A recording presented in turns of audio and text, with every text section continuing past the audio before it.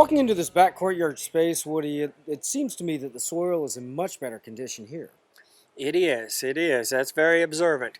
Over the years, in years past, the gentleman that worked here spent a great deal of time composting and improving the soils in here on this inside garden.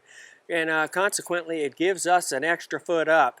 And we'll go ahead and test the soil pH and see what it is in here, whereas I know outside you can bet it's 7.2 to 7.5 and possibly even a little higher, which is definitely very alkaline.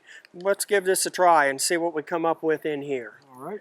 This is a Kelway soil tester. It is used, you use the film to clean the plates, get any contamination off, loosen the soil a little bit, and then insert the probe. Pull the soil in around to the plates, and just wait a moment or two.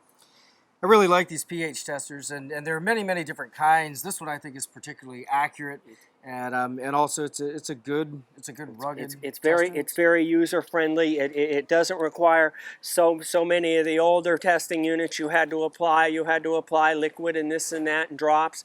Whereas this one here, as long as you keep the plates clean, it seems to and gives you just an excellent reading. And you can see we're starting to move down a little bit off of 7 now and up to about 6.6. And that's a significant difference. A few tenths in pH makes a big difference. It doesn't sound huge, but right. And it's always quite the accomplishment to even get a tenth or two out of it when you're in the process of trying to amend the soil.